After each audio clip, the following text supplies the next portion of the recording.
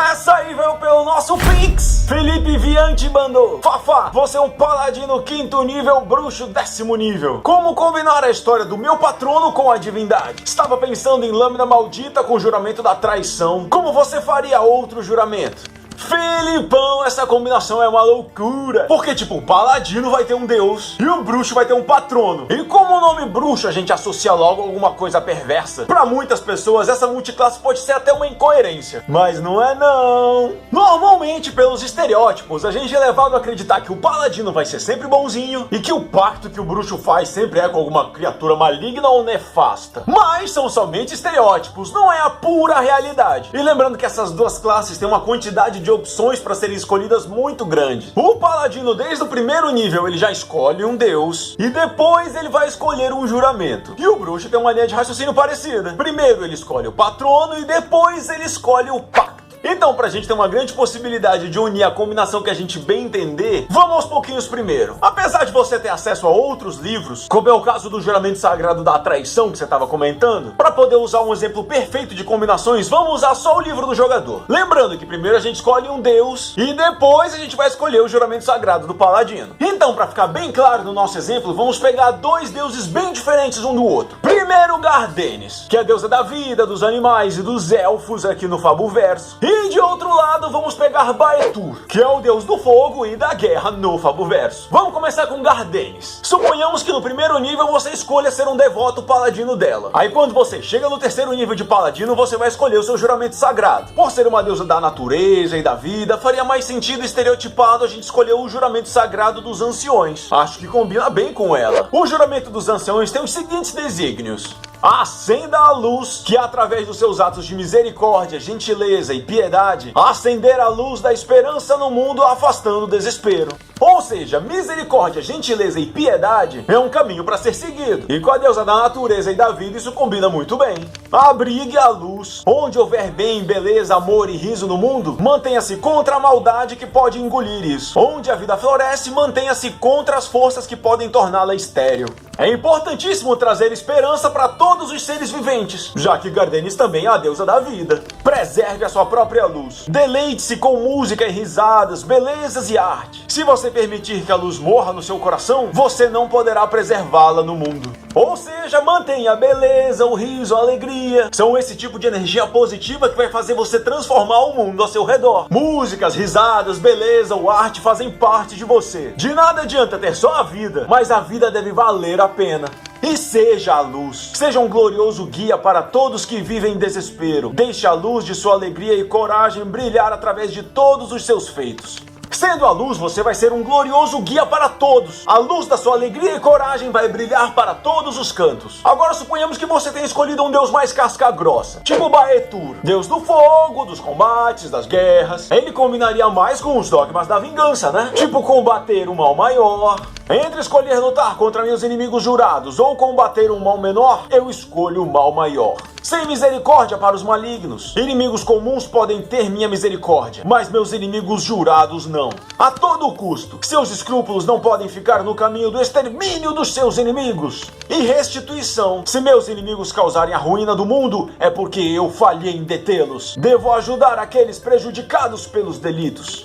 Ou seja, você pode tentar escolher um deus logo no início que vai para o caminho que você está pretendendo seguir, já tendo em vista qual é o juramento sagrado que você pretende fazer. E se eu for um devoto da generosa Gardenis e fizer um juramento da vingança, será que dá para fazer? Tudo depende do conceito que você quiser abordar. Por exemplo, um paladino de Gardenis combatendo o mal maior, ele poderia combater algum mal que busca dizimar alguma floresta, ou se bobear todas as florestas do mundo, algum demônio maligno surgindo do inferno que deseja exterminar as florestas com seu fogo profano. E esse paladino de Gardenis já teve a sua floresta natal incendiada. Então ele jura vingança, se aliando até mesmo com pessoas que ele considera maligna. Mas se for para ele combater um mal maior, ele poderia se aliar com os mais cruéis orcs, ou com outros demônios do inferno gelado. E para defender a sua floresta, ele não teria misericórdia dos inimigos. E por mais que manter o seu desejo de sempre priorizar uma vida, ele pode jogar tudo isso por alto. Se ele tiver certeza que ceifando uma vida, ele consegue salvar várias. E caso mais alguma floresta seja incendiada, esse paladino de Gardenis seria o culpado, pois ele falhou em deter o seu inimigo jurado.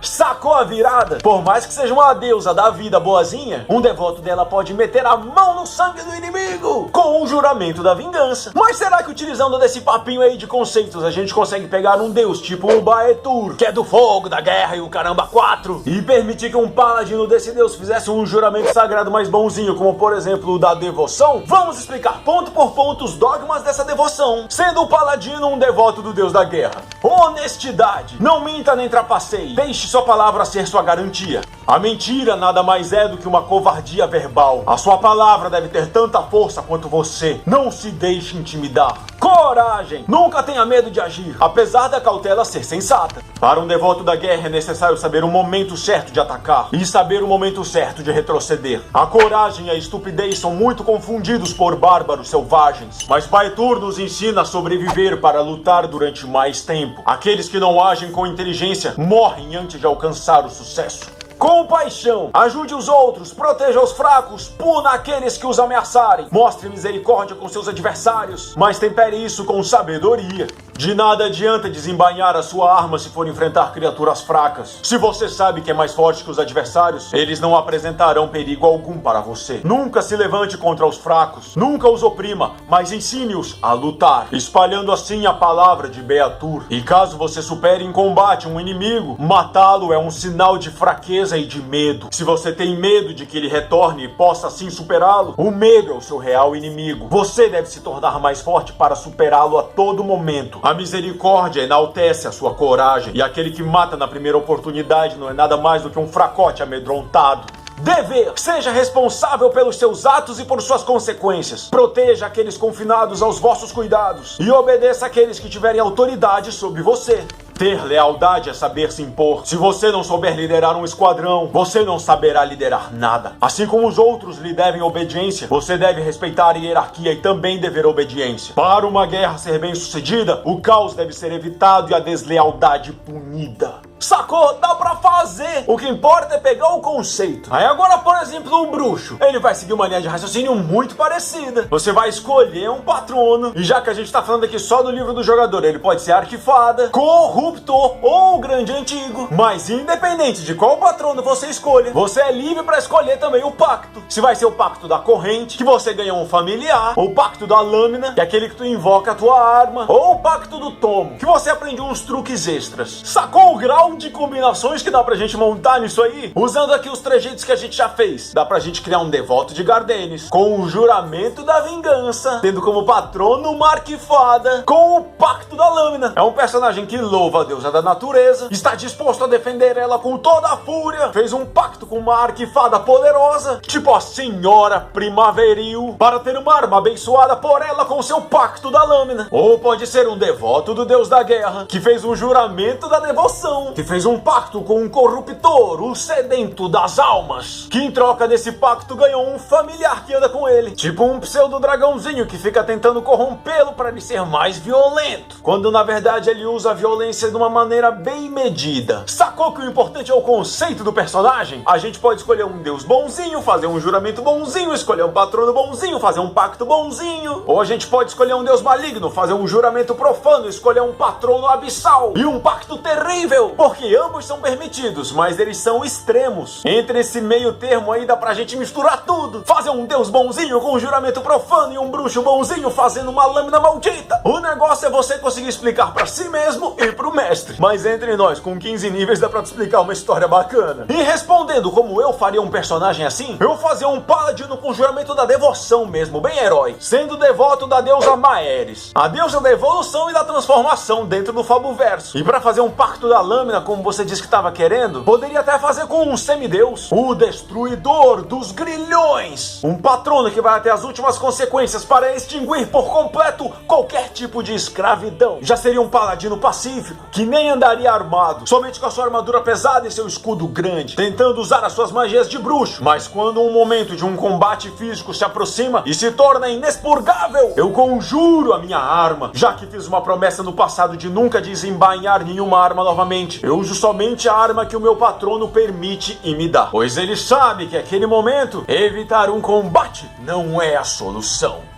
Esse também veio pelo Pix. Amaro Peixoto mandou: Fafá, eu jogo de paladino, só que no combate eu sou praticamente um guerreiro. Como fazer pra ter mais personalidade no combate? Cara, que bom que a tua pergunta foi um time perfeito pra eu responder nesse vídeo. O paladino, ele é praticamente um guerreiro sagrado. Se você tirar essa parte do sagrado, realmente ele vira só um guerreiro. O grande questionamento aí tá: pelo que você luta? Se você tá numa taverna e rola uma treta muito doida, você puxa a sua espada pra ficar do lado da sua galera? Ou você se interpõe entre quem tá querendo combater pra tentar gerar a paz? Isso aí já pode ser um diferencial. Quando você vê uma opção entre curar um amigo e combater um inimigo, que escolha você toma? Aí também já pode ser um diferencial. Muito da possibilidade que vai diferenciar um guerreiro de um paladino são as suas escolhas. Independente de qual seja o personagem, se você tiver que se deslocar de um ponto até outro para acertar um inimigo, mecanicamente vai ser igual para todos os aventureiros, independente da classe que eles tenham. Mas se nesse caminhar você faz acrobacias como um ladino, tenta fazer metade do deslocamento andando e a outra pulando para dar um chute como um monge, ergue seu machado acima da cabeça e sai correndo gritando como um bárbaro, ou anuncia que aquele vilão irá perder a vida